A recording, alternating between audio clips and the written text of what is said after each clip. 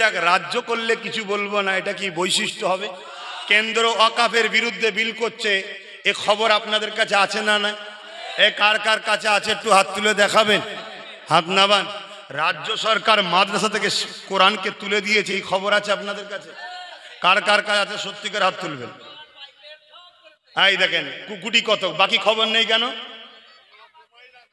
বাকি খবর নেই কেন? একটা কারণে নেই, শুনে রাখো, একটা কারণে নেই কেন। কেন্দ্র কিছু করলে মোল্লা মরিচের ছোট খাটো সব বাজারে নেমে পড়ে চিল্লায়, আর ইনি তো ভাড়া দেয়, ওই জন্য সব মোল্লা নাবে নে। অনেক মোল্লা বিশাল বিশাল মিছিল করছে, আর এরা কোরআনকে মাদ্রাসা থেকে তুলে দিয়েছে, এদেরকে সাথে লোক করছে। আমি তাদেরকে সম্মানের সাথে বলবো, ভুল হয়ে গেছে, জানতেন না হয়তো, ভুল হয়ে গেছে। আগামী দিনে কওমের সঙ্গে আর গাদ্দারি করবেন না।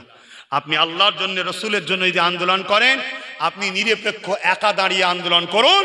তাতে কেন্দ্র করলে তার বিরুদ্ধেও করুন, রাজ্য যদি করে তার বিরুদ্ধেও করুন, ঠিক না বেঠিক?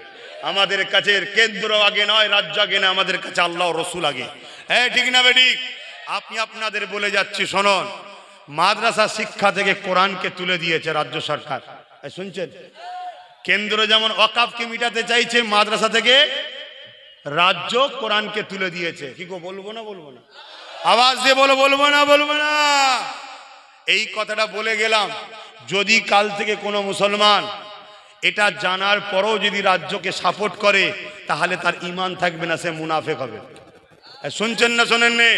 কেন, এতদিন যা করেছিল আলাদা বিষয় ছিল, মানুষের চাওয়া পাওয়া পছন্দ আলাদা হতে পারে, কিন্তু যখন তোমার কোরআনেরকে মিটাতে চাইছে, সে ইসলামের দুশ্মন না দুশ্মন নয়, কোরআনের দুশ্মন না দুশ্মন নয়, তার সঙ্গে কাঁধে কাঁধ মিলানো যাবে? আর এই জোরে বলেন, হ্যাঁ। তোমরা যদি সত্যি মোমেন হও, তাকে বুঝাও যে আমরা তো তোমার দল করি গো, তুমি কোরআনের বিরুদ্ধে গেলে আমরা তো বেঈমান হয়ে যাব। বলেছিল এ আবু জেহেল 39 জন হয়েছে, 40 আর হতে দেব না। আর আমার আল্লাহ জানিয়ে দিল, ফেরেশতা রে, উমরকে যেতে দে, যেতে দে, যেতে দে। আমি আল্লাহ উমরকে আমার নবীর গোলাম বানিয়ে 40 বানাবো। আরো জোরে বলুন সুবহান। ইসলামের হিফাজত কে নেছে?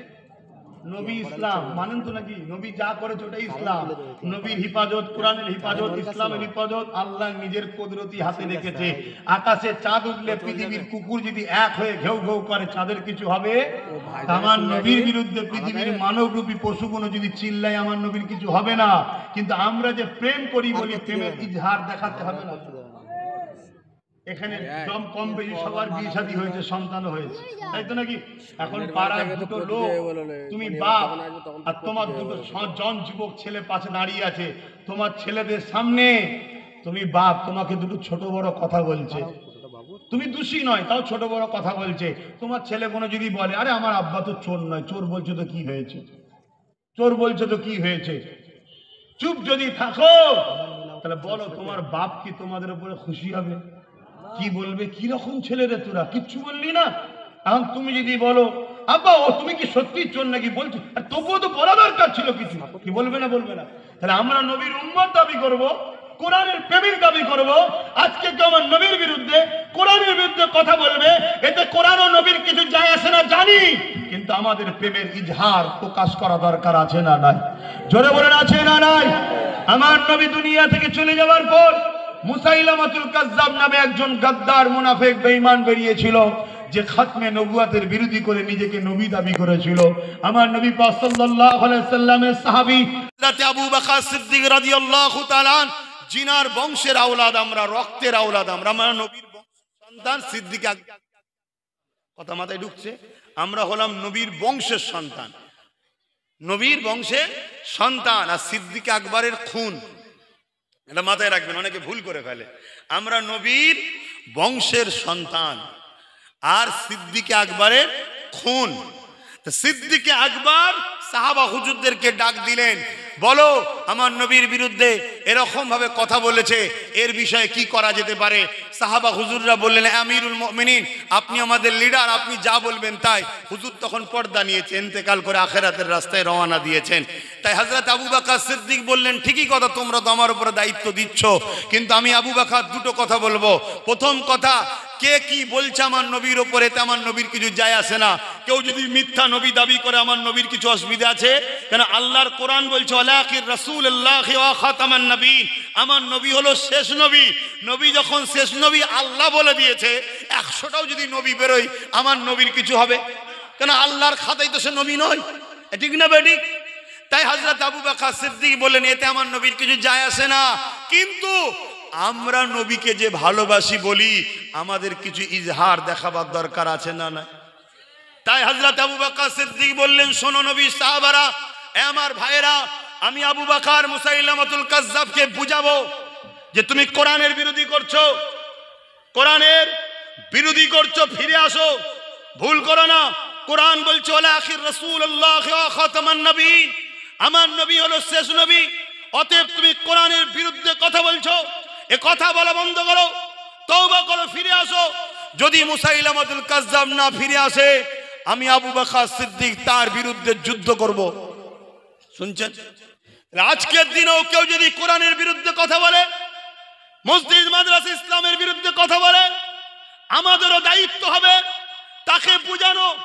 সে যদি না বোঝে, জীবনের শেষ নিঃশ্বাস পর্যন্ত বুকে তাজা খুন দিয়ে শাহাদাত বরণ করতে হলেও করব, তার বিরুদ্ধে আমাদেরকে সংগ্রাম করতে হবে। জোরে বলুন ঠিক না বেঠিক? জোরে বলুন ঠিক না বেঠিক? তবেই তো তুমি মুমিন, তবেই তো তুমি জান্নাতি। মুসলমান দাবি করলে শুধু জান্নাত পাওয়া যায়? হ্যাঁ, আব্দুল্লাহ ইবনে উবাই মুসলমান ছিল না? ছিল না? সে দাবি করেছিল না, করেনি? মুখে দাড়ি, মাথায় টুপি, পরনায় জুব্বা, হজ করেছিল নবীর সাথে, জিহাদ করেছিল নবীর সাথে, রোজা রাখতো, নবীকে ইক্তেদা করে নামাজ পড়তো, নবী মদিনায় ওয়াজ করতো, আব্দুল্লাহ ইবনে উবাই নবীর পাশে বসে ওয়াজ শুনতো। আল্লাহর কোরআন তাকে জাহান্নামী ঘোষণা দিয়েছে। আর হযরত আবু বকর সিদ্দিক এগুলোই ছিল, আল্লাহ তার নবী তাকে জান্নাতি ঘোষণা দিয়েছে। জোরে বলুন সুবহানাল্লাহ। কারণ কি? ওর দাড়ি আছে, আবু বকরেরও আছে, ওর দুজা আছে, আবু বকরেরও আছে, ও হজ করেছে নবীর সাথে, আবু বকরও করেছে, ওর মাথায় টুপি পাগড়ি জুব্বা আছে, এটা আবু বকর সিদ্দিকেরও আছে, কিন্তু ওর মধ্যে নবীর প্রেম ও আদব নেই। এই সব থাকার পরে ও বেঈমান, কাফের, জাহান্নামী। আর আবু বকর সিদ্দিক থাকে, কিন্তু রাসূলের প্রেম ঈমান আছে, তাই জান্নাতি। জোরে বলুন সুবহানাল্লাহ। খুব ঠান্ডা মাথায় বুঝে নাও, খুব ঠান্ডা মাথায় বুঝে নাও। বয়সের দিকে তাকাও না, কথাগুলো শোনো। পাগড়ি, জুব্বা, দাড়ি, টুপির দিকে লাগলে তার কথাগুলো শোনো। তার ভাষায় যদি মনে হয় তোমাকে রাসূলের সঙ্গে জুড়তে চাইছে, তাকে নিয়ে জিন্দাবাদ দাও। আর তার ভাষায় যদি মনে হয় রাসূলের থেকে সরাইয়ে কোন বেঈমান অত্যাচারী শাসকের দিকে নিয়ে যেতে চাইছে, তাকে তুমি তালাক দাও, তার থেকে ডিভোর্স করে সরে যাও। শুনছেন তো নাকি? এটা আকীদা করো। আর না হয় যুবক, আল্লাহর পক্ষে থাকলেও মৃত্যু হবে। সব থেকে বড় কথা, যে খোদা দাবি করেছিল, ফেরাউনেরও মরণ হয়েছে না হয়নি? এই নমরুদ মরেছে না মরেনি? আমার দেশের অনেক প্রধানমন্ত্রী মরেছে না মরেনি? আমার রাজ্যের অনেক সিএম আগে ছিল, মরেছে না মরেনি?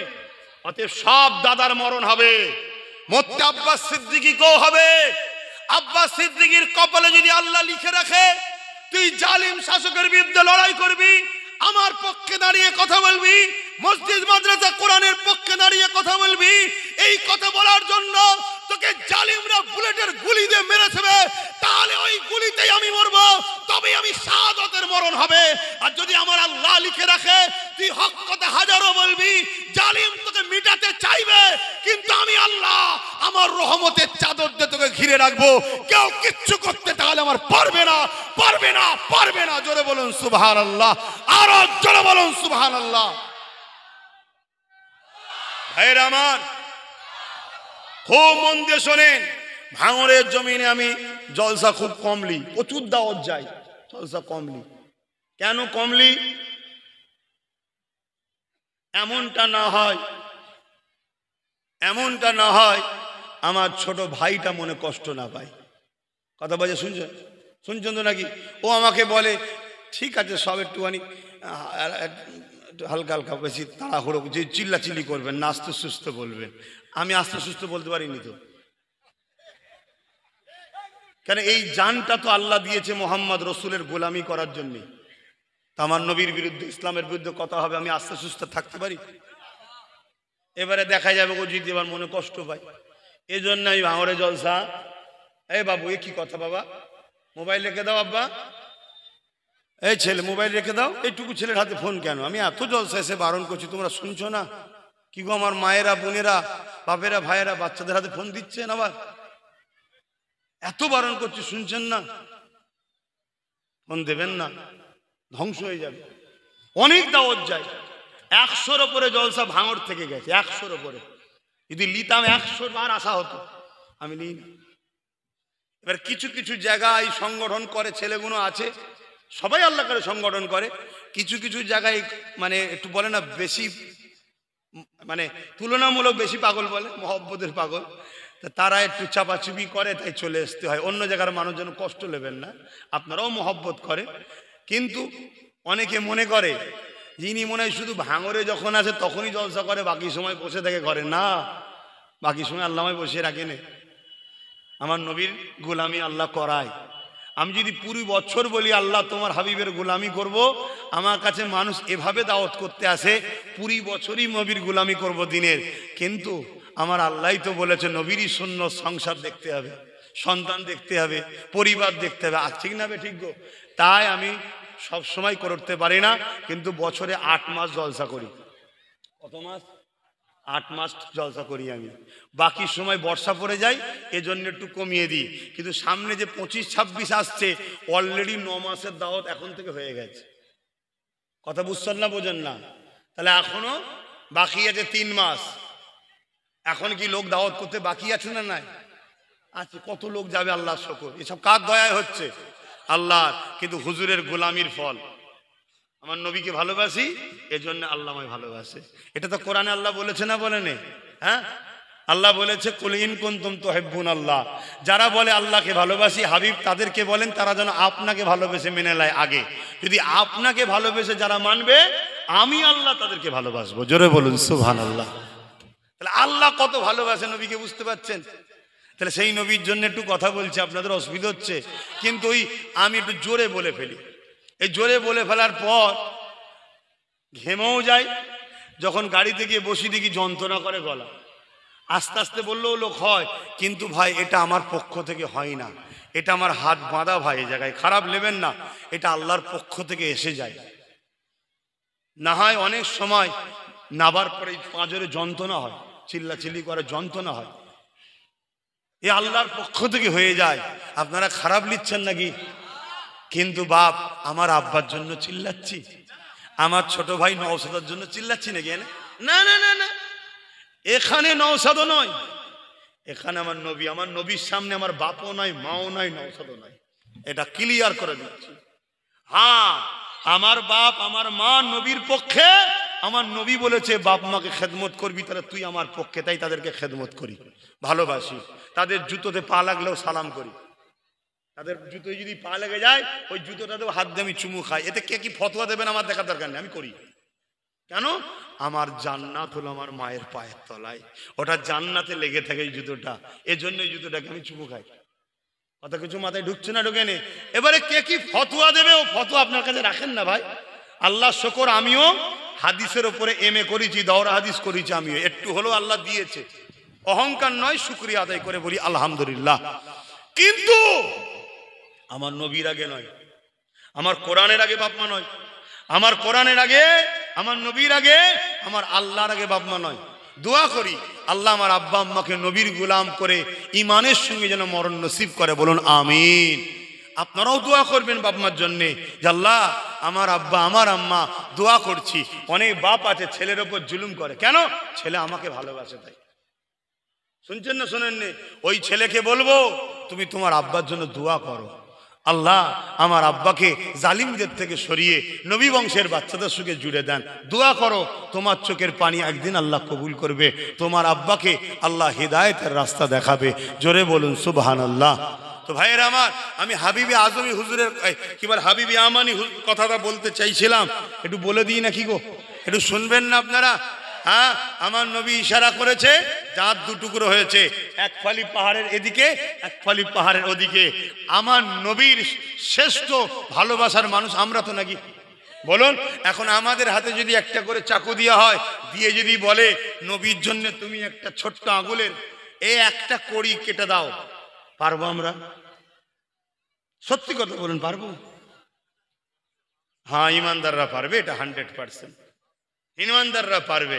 হয়তো তোমার ব্রেনে যাচ্ছে পারবো না, কিন্তু তুমি পেরে যাবে, আল্লাহ তোমায় করিয়ে দেবে। জোরে বলুন সুবহানাল্লাহ। যদি সত্যি তুমি নবী প্রেমিক হও, তুমি পেরে যাবে। নাই তোমরাই তো রাস্তায় নামো নাকি মসজিদের জন্য?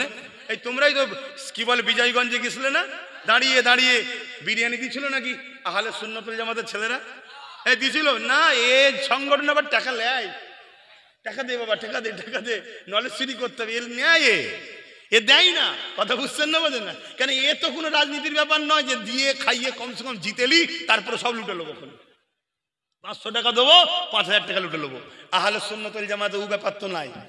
তো ধর্মের জন্য প্রচার করে সংগঠন, জানেন তো নাকি? তা আপনারাই গিয়েছিলেন তো নাকি? বলবেন তো, গিয়েছিলেন তো?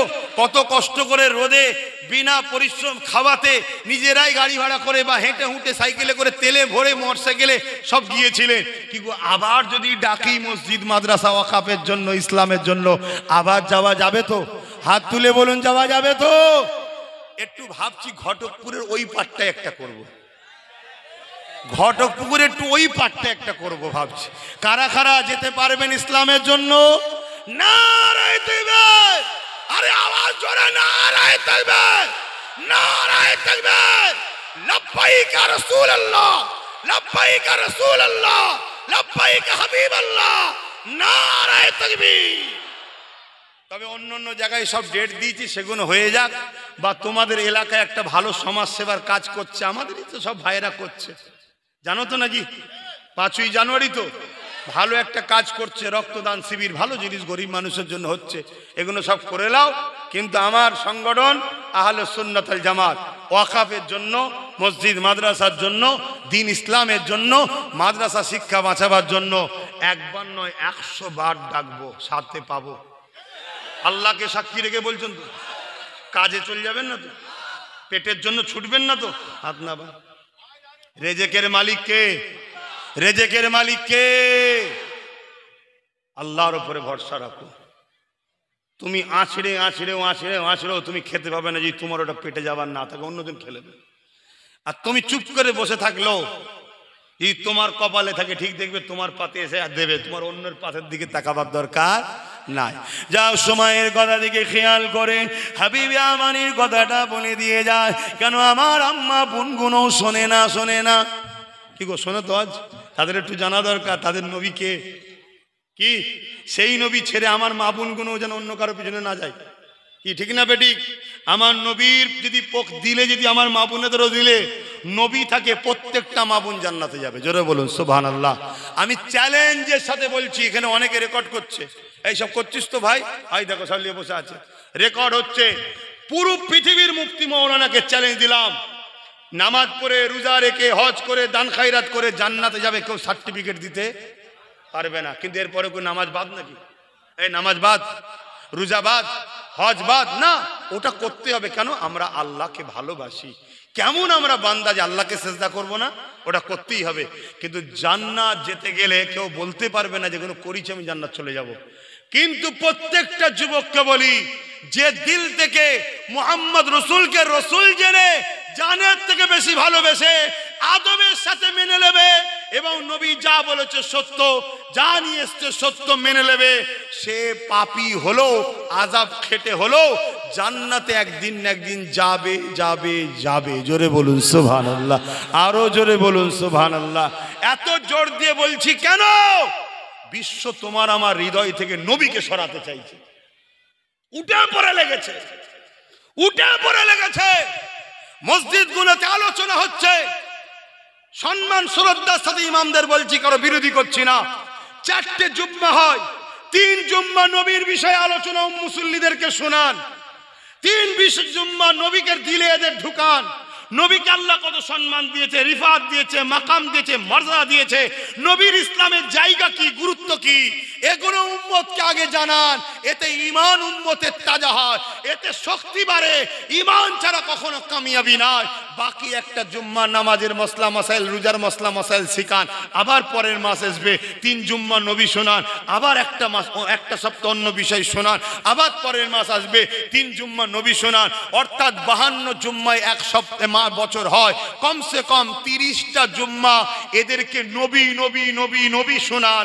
বাকি 22টা জুম্মায় নামাজ, রোজা, হজ, যাকাত, দাড়ি, টুপি, পাক নাপাক, পর্দা, পুশিদা সব শিখান। কথা কিছু মাথায় ঢুকলো?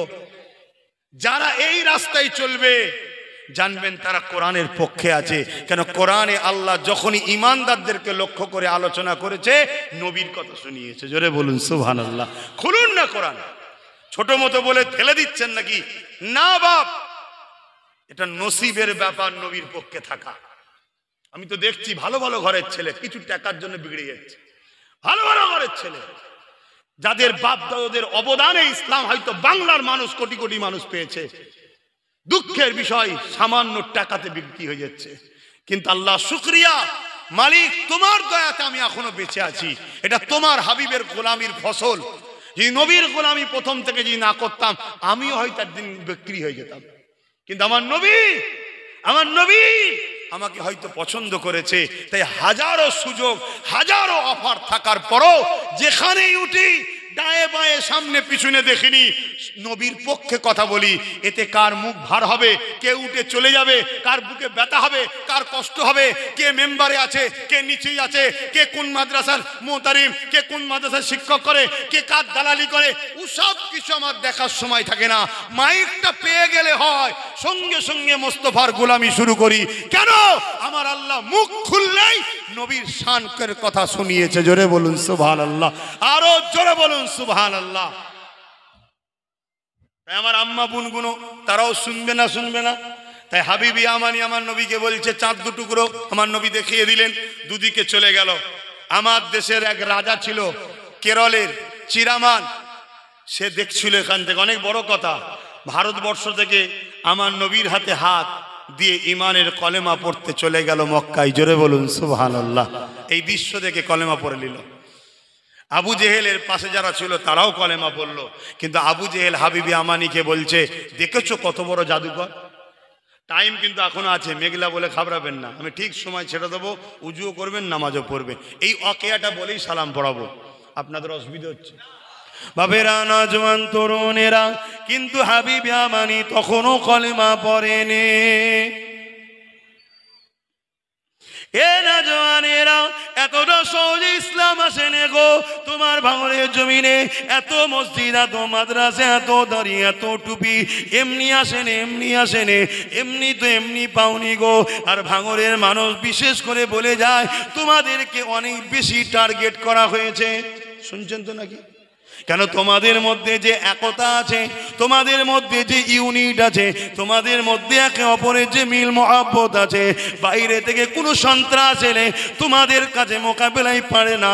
এই যে তোমাদের একতা রয়েছে, এই একতাটাকে টুকরো টুকরো করার জন্যে ইসলামের দুশ্মন গাদ্দারেরা হাজারো চেষ্টা করছে, হাজারো দিক দিয়ে চেষ্টা করছে। কখনো কখনো এমনও পরিকল্পনা হবে বিভিন্ন জিনিস তৈরি করার নামে তোমাদের এলাকা সম্পদকে নিয়ে তোমাদের ঘরে বিচ্ছিন্ন করে দেবে। এই সংখ্যাগরিষ্ঠ থেকে সংখ্যালঘু করে দিবার প্ল্যান হবে। এ যুবকেরা তাই বলে দিয়ে যায়, এর কারণ হলো এটা, ভাঙড়ের মুসলমানদের মধ্যে ইমানের জজবা আছে।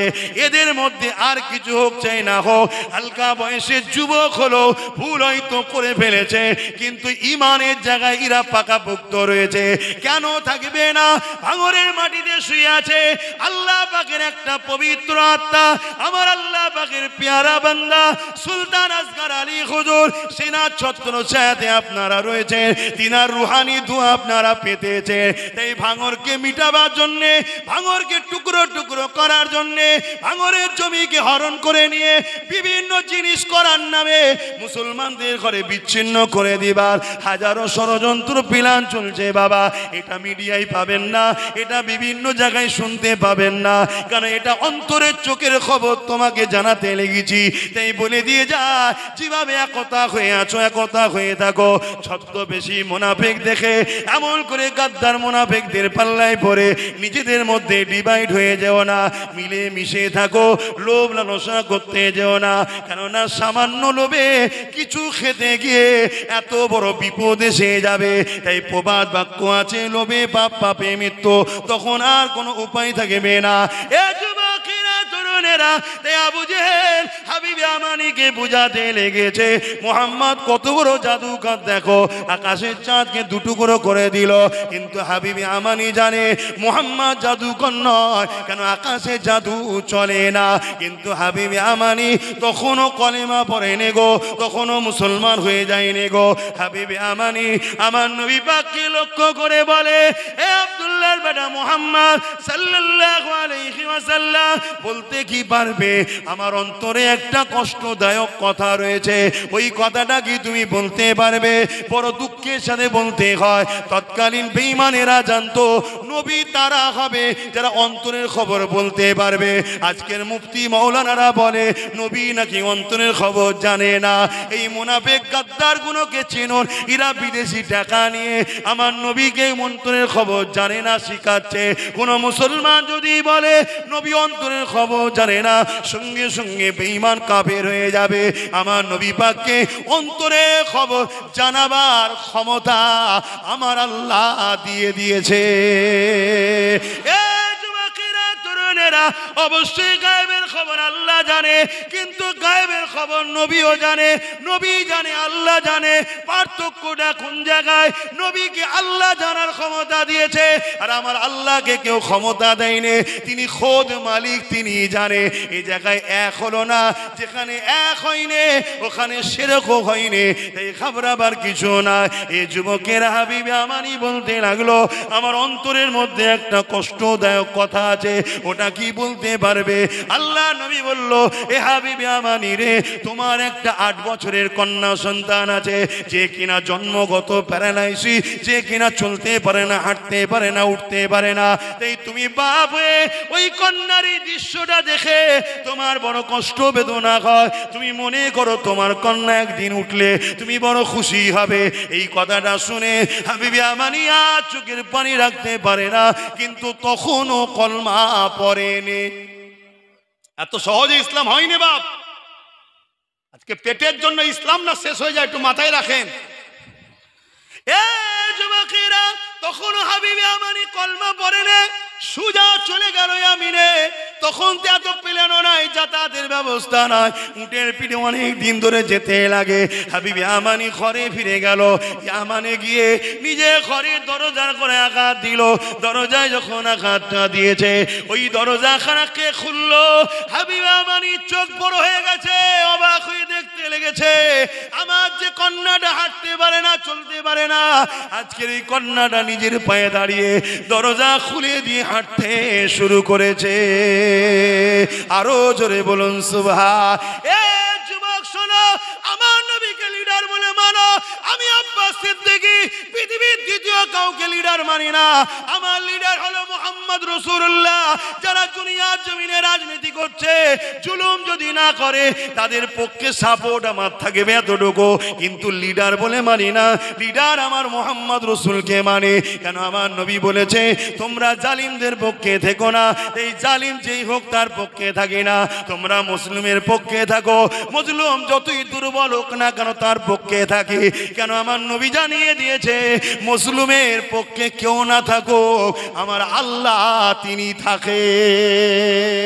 এ যুবকেরা তরুণেরা, হাবিবে আমানি ঘরে গিয়ে নিজের কন্যাকে দাঁড়াতে দেখে আর হাঁটতে দেখে চোখের পানি আর রাখতে পারে না। হাবিবে আমানি বলতে লেগেছে, মা রে, অবস্থা কি করে দেখলাম মা, কি হয়েছে মা তোর বোন রে মা? ওই কন্যা বলতে লেগেছে, বাবা এক রাত্রে ঘুমিয়েছিলাম, খবের মধ্যে একজন সুন্দর চেহারাওয়ালা মানুষ এসেছে। কি সুন্দর তিনাকে দেখতে, মানুষ যে এত সুন্দর হয় আব্বা কোনোদিন দেখিনি, কল্পনা করিনি। মারে তারপরে কি হয়েছে, ওই কন্যা বলতে লেগেছে, ওই সুন্দর চেহারাওয়ালা মানুষটা আমাকে বলতে লেগেছে, মারে উঠে দাঁড়াও। আমি বললাম আমি প্যারালাইসিস জন্মগত উঠতে পারি না। ওই মানুষটা বলতে লাগলো, মারে দিল থেকে বলো লা ইলাহা ইল্লাল্লাহু মুহাম্মাদুর রাসূলুল্লাহ। আমি পড়ে নিলাম, বললো বিসমিল্লাহ বলে উঠে দাঁড়াও। আমি যখনই উঠতে লাগলাম, আমার আব্বু হাবিবে আমানি, আমি উঠে দাঁড়াতে পারলাম, চলতেও শুরু করে দিয়েছি। হাবিবে আমানি জিজ্ঞাসা করে, মারে হবে জিনাকে দেখেছো, কিছু কি হুলিয়া বর্ণনা করা যাবে? ওই কন্যা বলতে লেগেছে, বাবা তিনি যখন মুচকে হেসেছিলেন, দুই ঠোঁটের বীজকান দিয়ে মতি ঝরতে ছিল, নূরের আলো বেরিয়ে যেছিল, তিনার ভুরুখানা জোড়া ছিল, তিনার চুলগুলো বড় বড় ছিল, তিনার বর্ণনা কি দেবো আব্বা, এরকম মানুষ হতে পারে ভাবা যায় না। হাবিবে আমানি বুঝতে আর বাকি রইল না, চোখ ভরা পানি নিয়ে বলল, মারে আমি আর ঘরে যাব না, আমার কাজ বাকি আছে, দেরি আর করা যাবে না, আমাকে ফিরতে হবে। ওই সময় কন্যা বলে, তিনি একটা কথা বলেছিল আপনাকে জানাবার জন্য। কি কথা বললি মা, তাড়াতাড়ি বল। ওই সময় কন্যা বলে, এ বাবা শুনে রেখে দাও, ওই মানুষটা ব্যক্তিটা বলেছিল, মারে তোমার আব্বা খুব শিগগিরই লা ইলাহা ইল্লাল্লাহু মুহাম্মাদুর রাসূলুল্লাহ এই কলেমা পড়ে নি আমার সাথে নিয়ে যাবে। আরো জোরে বলুন সুবহান। এই ইসলামের বিরুদ্ধে যারাই যাবে তাদের বিরুদ্ধে আমাদের লড়াই আছে না নাই? যদি আমাদের পরিবারের সন্তান, বাপ বেটি, স্বামী স্ত্রী যেই হোক, তার বিরুদ্ধে আমাদের সংগ্রাম আছে না নাই? আজকে কেন্দ্র হুকুমত রাজ ক্ষমতার জোরে, মিলিটারি ফোর্স সব জায়গায় তার ক্ষমতা, অঙ্গরাজ্যগুলো তো সব তারই লোক। এই ক্ষমতা ভেবে কেন্দ্র সরকার যদি ইসলামের উপরে আঘাত দিতে চায়, মসজিদ মাদ্রাসাকে লুটতে চায়, ওয়াকফকে মিটাতে চায়, আমরা অঙ্গীকারবদ্ধ, আমরা আমাদের জীবনের শেষ রক্তবিন্দু দিয়ে হলো ইসলাম বিরোধী যারা করবে তাদের ওই ঘৃণা চক্রান্তকে ব্যর্থ করার জন্য একবার নয় 1000 বার রাস্তায় নামতে রাজি আছি। কারা হাত তুলে দেখান, হাত তুলে বলুন পারবেন। নারায়ে তাকবীর, নারায়ে তাকবীর। আল্লাহ হাতকে কবুল করুক, বলুন আমিন।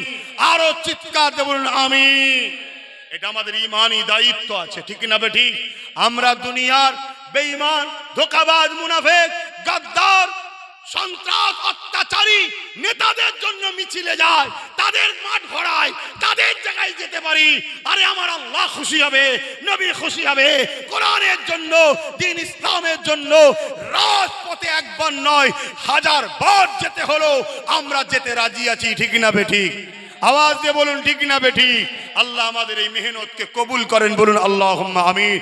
হ্যাঁ, আমার কওমের মধ্যে, আমাদের ঘরের মধ্যে কিছু মুসলমান আছে, তারা যাবে না, উপরন্ত তারা পিছন থেকে টানবে। আছে না নাই? এরা হলো মুনাফিক। এরা কারা? জোরে বলুন। ভয় লাগছে?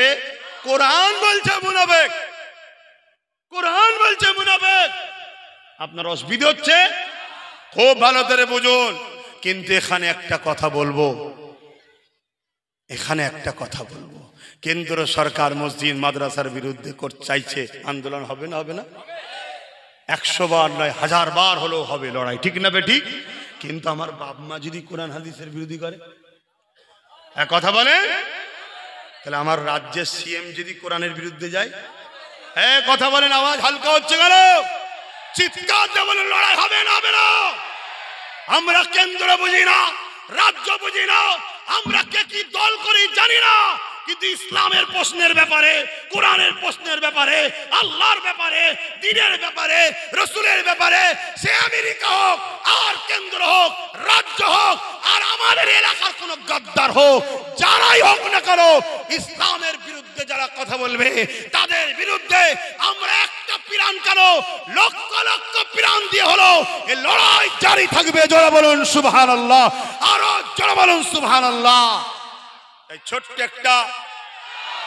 একটা নমুনা দিয়ে যায়, যদি মোমেন হই লড়াই তো করতেই হবে, ঠিক না বেঠিক? যে কেন্দ্র বলেছে লড়াই হবে, বাপ মা বলছে বলুক গে যাক, এ মোমেনের বৈশিষ্ট্যটা। হ্যাঁ, কেন্দ্র করছে করুক গে যাক, রাজ্য করলে কিছু বলবো না, এটা কি বৈশিষ্ট্য হবে? কেন্দ্র ওয়াকাফের বিরুদ্ধে বিল করছে, এ খবর আপনাদের কাছে আছে না? না, এ কার কার কাছে আছে একটু হাত তুলে দেখাবেন, হাত নাবান।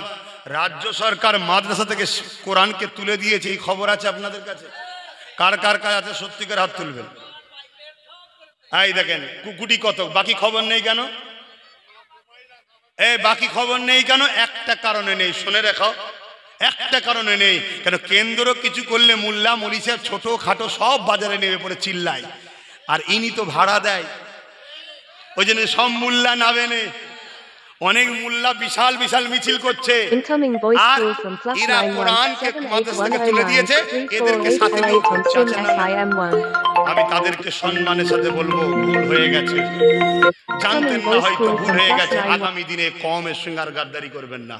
আপনি আল্লাহর জন্য, রসুলের জন্য যদি আন্দোলন করেন, আপনি নিরপেক্ষ একা দাঁড়িয়ে আন্দোলন করুন, তাতে কেন্দ্র করলে তার বিরুদ্ধেও করুন, রাজ্য যদি করে তার বিরুদ্ধেও করুন, ঠিক না বেটি? আমাদের কাছে কেন্দ্র আগে নয়, রাজ্য আগে না, আমাদের কাছে আল্লাহ রসুল আগে, হ্যাঁ ঠিক না বেটি? আপনি আপনাদের বলে যাচ্ছি, শোনন, মাদ্রাসা শিক্ষা থেকে কোরআনকে তুলে দিয়েছে রাজ্য সরকার, শুনছেন? কেন্দ্র যেমন ওয়াকাফকে মিটাতে চাইছে, মাদ্রাসা থেকে রাজ্য কোরআনকে তুলে দিয়েছে। কি গো, বলবো না বলবো না? আওয়াজ দিয়ে বলো, বলবো না বলবো না? এই কথাটা বলে গেলাম, যদি কাল থেকে কোনো মুসলমান এটা জানার পরও যদি রাজ্যকে সাপোর্ট করে, তাহলে তার ঈমান থাকবে না, সে মুনাফেক হবে। শুনছেন না শোনেন নে? কেন এতদিন যা করেছিল আলাদা বিষয় ছিল, মানুষের চাওয়া পাওয়া পছন্দ আলাদা হতে পারে, কিন্তু যখন তোমার কোরআনেরকে মিটাতে চাইছে, সে ইসলামের দুশ্মন না দুশ্মন নয়, কোরআনের দুশ্মন না দুশ্মন নয়, তার সঙ্গে কাঁধে কাঁধ মিলানো যাবে? আর এই জোরে বলেন, হ্যাঁ, তোমরা যদি সত্যি মোমেন হও, তাকে বুঝাও যে আমরা তো তোমার দল করি গো, তুমি কোরআনের বিরুদ্ধে গেলে আমরা তো বেঈমান হয়ে যাব, তোমার সাথে থাকতে পারবো না। যদি তোমাদেরকে এর পছন্দ হয়, এর প্রয়োজন হয়, তাহলে তোমাদের কথা শুনে কোরআনকে আবার রাখবে, ঠিক না বেটি? আর যদি তোমাদেরকে মনে করে আরে কুকুর প্রয়োজন ছিল পাহারার জন্য, এখন লোক রেখেছি তুই বেরিয়ে যা, তাহলে তোমার কথা শুনবে না, ঠিক না বেটি? সেটা তোমরা যারা করো ঠিক করে নাও, ঠিক না বেটি? তাহলে কোরআন যদি মাদ্রাসায় থাকে, যদি বিরোধী না করে, আমার বলার কিছু থাকবে? থাকবে না। কিন্তু যদি কেউ মনে করো যে আমার সরকার কোরআন মিটালেও আমার সরকার থাকবে, ওই মুসলমানকে বলছি, ওই মুফতি, ওই মাওলানা, ওই পীর সাহেবকে বলছি, তুই মুসলমান না, তুই মুনাফিক, তোর মরণটা হবে এই অবস্থায় কাফেরের সাথে। ফতোয়া দিয়ে যাচ্ছে, কোনো মায়ের লাল থাকে, আসো কোনো মোকাবেলায় ফতোয়া কোরআন হাদিসকে সামনে নিয়ে। শুনছেন না শোনেন নে? যে কোরআনের জন্য আমার রসুলের রক্ত ঝরেছে হুদে, যে কোরআনের জন্য সাহাবা হুজুররা শহীদ হয়েছে, যে কোরআনের জন্য মুজাদ্দিদ আল-ফিসানি হতভাগা আকবরের বিরুদ্ধে লড়াই করেছিল, আর হতভাগা আকবর অর্থ দিয়ে মুফতি মাওলানা কিনে নিয়ে গেছিল, আর মুফতি মাওলানা আকবরের পক্ষে দাঁড়িয়ে মুজাদ্দিদ আল-ফিসানির বিরোধী করেছিল, আমার আল্লাহ হতভাগা আকবরকে মিটিয়ে দিয়েছিল, তার পক্ষের মুফতি মাওলানাকে মিটিয়ে দিয়েছিল, মুজাদ্দিদ আল-ফিসানিকে আল্লাহ বাঁচিয়েছিলেন। জোরে বলুন সুবহানাল্লাহ। আজ কেন্দ্র হোক রাজ্য হোক, যারা আমার ইসলামের বিরুদ্ধে যাবে, তাদের বিরুদ্ধে আমাদেরকে লড়াই করতে হবে। কিন্তু মুনাফিকরা কি বলবে? না, কেন্দ্রের হাত থেকে বাঁচতে গেলে রাজ্যকে দরকার, রাজ্য কোরআন মিটাচ্ছে, মিটাক গে যাক, একে একটু দরকার। এ যুবক, তোমার যদি আকীদা এটা হয়, আমার আল্লাহর কোরআনের আকীদা শুনে রাখো, আমার আল্লাহ বলছে, তোরা যখন আমাকে আর আমার হাবিবকে ছেড়ে যার উপরে ভরসা করবি, আমি আল্লাহ তার দ্বারা তোকে মিটিয়ে দেবো। শুনছেন না শোনেন নে? অতএব কেন্দ্রের হাত থেকে বাঁচার জন্য রাজ্যের প্রয়োজন নেই, রাজ্য কোরআন ছিল, কোরআন থাকবে, এটা ঘোষণা দিক, তাহলে যে যার পছন্দ করছে, আমার কিছু বলার এই জোরে বলেন নেই। কিন্তু তুমি পাওয়ারের জোরে যদি মনে করো আব্বাস সিদ্দিকীর বাড়িতে আবার পুলিশ পাঠাবে, আরে একবার নয়, তুমি আমাকে তুলে নিয়ে এসে ভরো, ভরে আবার বার করো, আবার বলবো, আবার ভরো, আবার বলবো, আবার ভরো, আবার বলবো, কেন জান আব্বাস সিদ্দিকীকে আমার আল্লাহ দিয়েছে কোরআনের গোলামি করার জন্য, মুস্তাফার জন্য কথা বলার জন্য। জোরে বলুন সুবহানাল্লাহ, আরো জোরে বলুন সুবহানাল্লাহ। আজ থেকে আপনাদেরকে অঙ্গীকার করতে হবে যেসব উলামা বক্তা পীর সাহেব পীরজাদা শুধু ওয়াকাফের বিরুদ্ধে করে, মাদ্রাসা শিক্ষা কোরআন তুলে দিচ্ছে এর বিষয়ে বলবে না, তাদের সঙ্গে আপনারা সাথ দেবেন না। কেন? মুনাফিক। শুনছেন না শোনেননি? শুনছেন? এ মুনাফিক, এ গাদ্দার, এ ধোঁকা দিচ্ছে, এ সমাজকে বিক্রি করছে। শুনছেন না? আর যারা কেন্দ্রের ওয়াকাফ বিলের বিরুদ্ধে কেন্দ্র সরকারের বিরুদ্ধেও বলবে এবং রাজ্যকে বলবে কোরআন আমার ছিল থাকবে, ওতে হাত দিতে যাও উনি নাই, তোমার বিরুদ্ধেও লড়াই চলবে, তার পক্ষে থাকবে। কথা আমার শুনছেন না শোনেননি? আমি বলছি না আমার পক্ষেই থাকতে হবে, কিন্তু এই আন্দোলন দুটো হওয়া দরকার আছে না নাই? স্লোগানটাতে এমন হওয়া দরকার, কেন্দ্র সরকার ওয়াকাফ বিল মানছি না, মানবো না, ওয়াকাফ চক্রান্ত করছো যেটা, ও থেকে তুমি অব্যাহত নাও, না হয় আমাদের সংগ্রাম চলবে। এই আন্দোলন যেমন বাংলার অলিতে গলিতে হওয়া দরকার, ঠিক তেমন এই আন্দোলনও হওয়া দরকার। রাজ্য সরকার তোমার ক্ষমতার জোরে আমার কোরআনকে প্ল্যান মাফিক মাদ্রাসা থেকে মিটাবার প্ল্যান করবে না, তাহলে তোমার বিরুদ্ধেও লড়াই চলবে। এই আওয়াজটাও দরকার আছে না না? কিন্তু হচ্ছে আব্বাস সিদ্দিকীর লড়াইটা কোথাও বুঝে আসছে? হ্যাঁ, যদি নওশাদও বলে ভাই তুমি একা কি করছো, ওকেও বাদ দিয়ে দেবো। আমার ভাই নওশাদকেও চিনি আমি। শুনছেন না শোনেননি? ভাই তো কি হয়েছে, জান্নাতে আমার ভাই আমায় নিয়ে যেতে পারবে না, জান্নাতে আমাকে আমিনার লাল নিয়ে যাবে, তার জন্য কথা বলবো। জান্নাতে আমার কোরআন আমায় নিয়ে যাবে, তার জন্য কথা বলবো না? যুবক তোমরা বলবে না? বলো আমার কথা কি কিছু ভুল হলো? রাজ্য সরকার কোরআনকে বন্ধ করে দিচ্ছে, সে ভুল করছে না ঠিক করছে? আর আমি বলবো আপনি ক্ষমতা পেয়েছেন, রাজনীতি করছেন, রাজনীতি করুন, আমার মাসেন কোরআন তুলবেন না। যদি তোলেন আপনার বিরুদ্ধে আমাকে লড়াই করতে হবে, এটা আমার ঈমান, এটা বলা কি আমার অপরাধ? এরপরও যদি কালকে কোনো মুসলিম নাবিদারি নেতা চিল্লায়, জানবেন এই হলো গাদ্দার, এই হলো মুনাফিক, এই হলো বাপের অবৈধ সন্তান। শুনছেন না শোনেননি? হ্যাঁ, ওপেন বলে যাচ্ছি, প্রকৃত জঙ্গি সন্ত্রাস তো ইরাই, যারা কোরআনের বিরোধী করে, তারাই হলো প্রকৃত সন্ত্রাস। কেন? কোরআন সৃষ্টিকর্তার বাণী, মানবতাকে মানুষকে দেখাতে এসেছে, শান্তির বাণী দিতে এসেছে, পথ দেখাতে এসেছে কোরআন। ওই কোরআনের বিরোধী যে করে সে সব থেকে বড় গাদ্দার, সন্ত্রাস, জঙ্গি সে, ঠিক না বেটে? কারো যদি দম থাকে আমার এই কথা ডিবেটে সে আসুক। আর যদি বলেন না আমি ডিবেট যাবো না, গায়ে জোর দিয়ে পুলিশদের জুলুম করব, আমি চ্যালেঞ্জ দিচ্ছি, তুই একবার নয় 100 বার করে দেখা, আল্লাহ তোকে মিটিয়ে দেবে। আর এই অবস্থা যদি আমার মরণ হয়, কলেমা পড়তে হাসতে হাসতে জান্নাতে যাব। জোরে বলুন সুবহানাল্লাহ।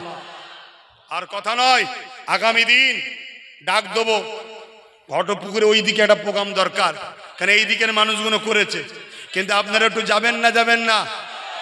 তারপরে সব জায়গায় হয়ে যাবার পর কলকাতায় যাবো ইনশাল্লাহ।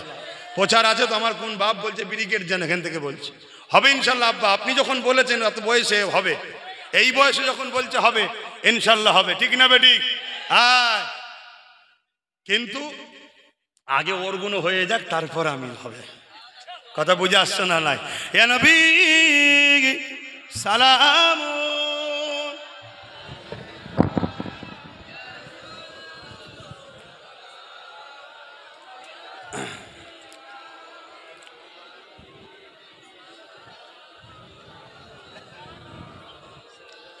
বাপজান আমার আর একটা কথা বলতে ভুলে গেলাম, আমার ইমাম সাহেব ভাইদেরকে লক্ষ্য করে বলছি, আপনারা যদি মনে করেন এ বিষয়ে কথা বললে আমার আটকে যাবে, আপনি নিজে থেকে মিডিয়াকে ডেকে বলুন যে আমার কোরআনকে মিটাতে চাই, তার থেকে অর্থ নিতে চাই না খেতে পাই তবুও ভালো, তার টাকা লোবো না।